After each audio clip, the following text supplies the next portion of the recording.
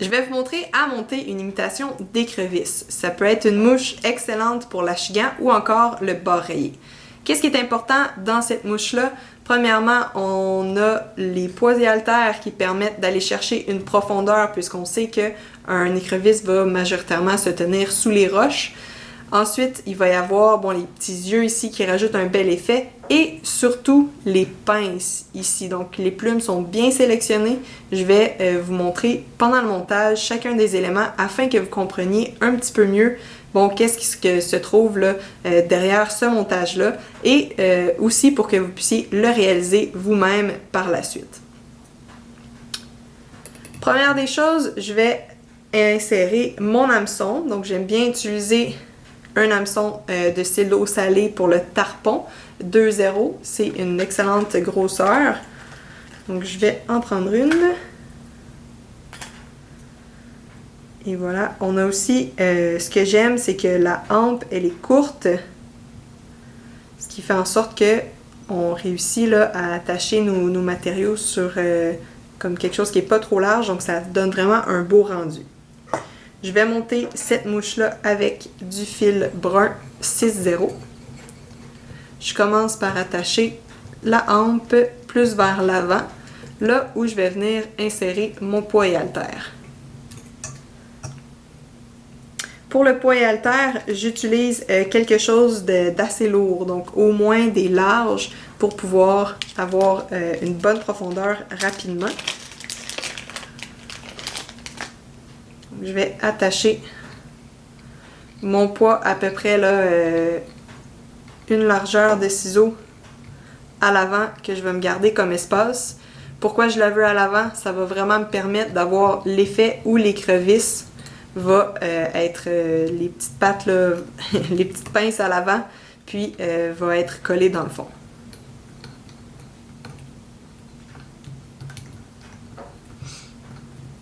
OK. Donc maintenant, c'est là où je vais commencer à attacher mes matériaux. Donc, je vais au point d'attache. Premier matériau que je vais insérer, c'est un petit peu de flash à bout couleur copper, donc couleur assez brun foncé, cuivré. Je vais en couper quand même une bonne partie et je vais les laisser en une bonne longueur. Donc là, je dois avoir à peu près là, un 3 pouces de long. Ensuite, je vais venir prendre une pincée de queue d'écureuil. En fait, vous pouvez prendre n'importe quel poil là, qui va faire à peu près là, sur un 2 pouces. Donc, vous pouvez aussi y aller avec une queue de chevreuil. Ça peut faire le travail aussi. La partie plus brune d'une queue de chevreuil, comme par exemple ici, là, ça pourrait faire le travail, cette partie-là, si vous n'avez pas d'écureuil sous la main. Donc, je vais insérer ici ma queue d'écureuil, en fait, mon poil de queue d'écureuil. Ensuite, je vais venir prendre des rubber legs, que ça s'appelle, donc des petites pattes en caoutchouc. Dans ce cas-là, je vais plus les utiliser, je vais les garder sur toute leur longueur, ce qui va venir créer un petit peu le même principe que les petites antennes. Et lorsque je les attache, je m'assure qu'il y en ait un de chaque côté. Donc, je les attache bien sur le côté de mon hameçon. Maintenant, une partie qui est super intéressante et que je trouve là, qui donne l'effet wow de la mouche, c'est les yeux qu'on voit qui sont ici en rouge. Je vais vous montrer comment faire ça. Vous allez voir, c'est beaucoup plus simple qu'on pense. Donc, ce que vous avez besoin d'une bille. Donc, moi, j'ai récupéré un petit sac de billes là, de quand j'étais jeune. Toujours pratique à avoir. N'importe quel type de bille là, pourrait faire le travail. J'aime bien utiliser celles qui sont rouges pour cette mouche-là. Donc, je viens d'en sélectionner 2. Donc, j'ai maintenant mes 2 billes. Je vais avoir besoin d'un monofilament épais. Donc, dans ce cas-là, vous pouvez prendre environ là, du 60-80 livres test. Mais ça, c'est du butt material de Rio Product que j'utilise. Je vais venir en couper à peu près sur 4 pouces. Puis, je vais venir prendre la bille. Je viens la positionner à l'intérieur du monoflamant. Et avec mon briquet, je vais brûler le bout. Jusqu'à ce que ça aille se déposer sur la bille comme ça. Et ce que ça va permettre de faire, c'est vraiment, ça va venir sceller la bille sur le monoflamant. Donc je vais faire ça pour 2 billes. Maintenant que j'ai mes 2 billes, je vais venir les insérer sur mon hameçon. Ce qui est important, c'est vraiment l'orientation. Je veux vraiment qu'elles soient écartées comme ça. Je veux pas venir les positionner pour que ça aille vers l'intérieur. Donc je vais suivre la courbure naturelle, si on peut dire, de mon monoflamant. Donc j'insère la première, je vais venir couper le bout de matériau qui va venir là, s'accoter sur mes poids et haltères. Et je veux que mes yeux soient à peu près la longueur de ma queue d'écureuil.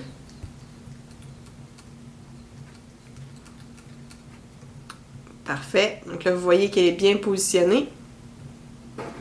Je fais la même chose pour la deuxième partie.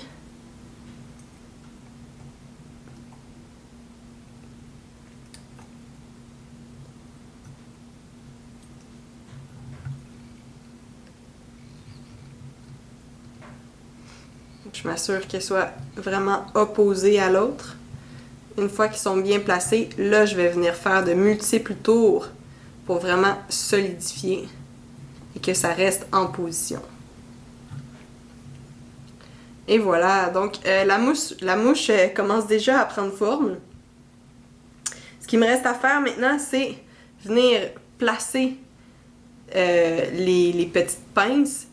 Je vais utiliser une plume, premièrement, qui est quand même assez courte, mais surtout rigide.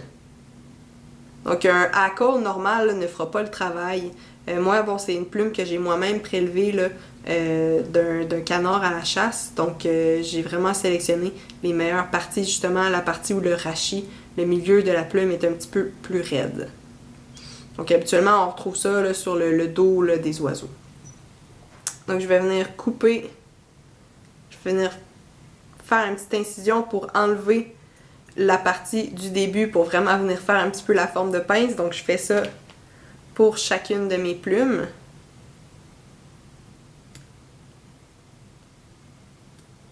Et voilà. Et quand je vais venir les attacher, je vais m'assurer que ce soit un petit peu là, vers le bas, en fait, orienté comme ça, qui pointe un petit peu vers la pointe de ma mouche. Pourquoi? Parce que la mouche va se déplacer de cette manière-là dans l'eau. Et en fait, les écrevisses vont avoir les pinces vers le haut pour se protéger. Donc je vais m'assurer quand je viens l'attacher, je retourne mon hameçon et je viens la placer pour qu'elle soit orientée vers le haut comme ça. J'attache la première d'un côté et la deuxième du côté opposé.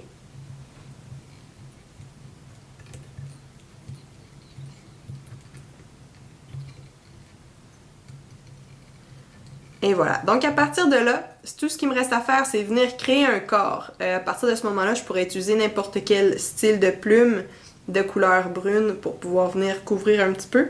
Moi, personnellement, j'ai des plumes de faisan. Ici, je trouve qu'ils ont une belle couleur, une petite teinte de bleuté qui ressort. Donc je vais utiliser celle-là.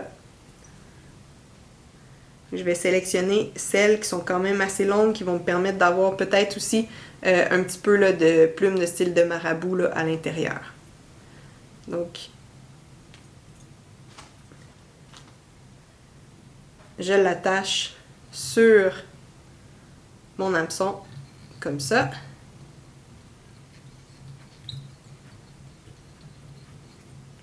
Je vais venir enrouler. Et cette plume-là va venir là, environ jusque à l'arrière de mes poids et haltères. Vous allez voir, je ne vais pas venir l'enrouler jusqu'à l'avant.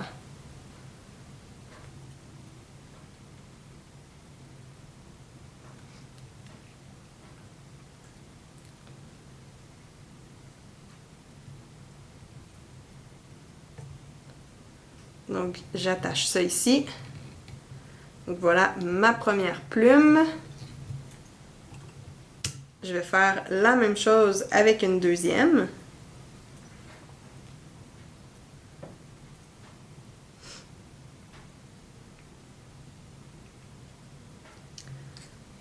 Donc, je vais m'assurer que les plumes vont vraiment pointer vers l'arrière. J'amène mon fil vers l'avant. Et je continue à faire les enroulements. Donc je vais en faire un petit peu vers à l'arrière, puis tout de suite après, j'amène ma plume vers l'avant de mes posés haltères.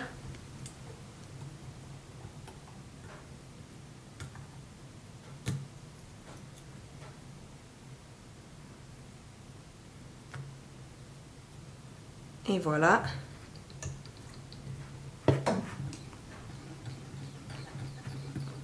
Donc pour terminer, pour venir cacher un petit peu mes posés haltères, pour rendre là, la mouche un petit peu plus subtile et naturelle, je vais venir insérer une petite plume de marabout. Je vais juste venir la positionner sur le dessus, ici. J'attache le tout. Idéalement, même, j'essaie qu'il y ait des fibres un petit peu partout autour qui va venir le couvrir aussi un petit peu les posés haltères. Donc, je coupe ça très ras pour essayer de ne pas avoir trop de matériaux en mon œillet.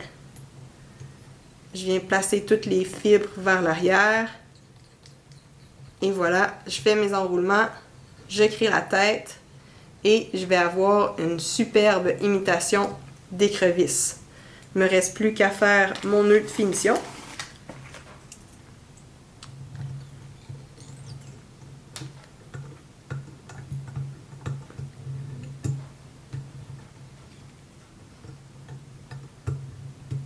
Et voilà! Donc je vous montre ça, cette magnifique mouche-là. Donc elle va bouger de cette manière-là sur l'eau. Il va y avoir énormément de mouvements et les deux pinces ici vont vraiment donner un superbe effet. Donc j'espère que vous avez apprécié cette vidéo. Si vous voulez en voir davantage sur le montage de mouches, la pêche à la mouche en général ou la pêche, abonnez-vous sur notre chaîne YouTube et vous pouvez aussi aller visiter notre site internet www.realtrip.ca.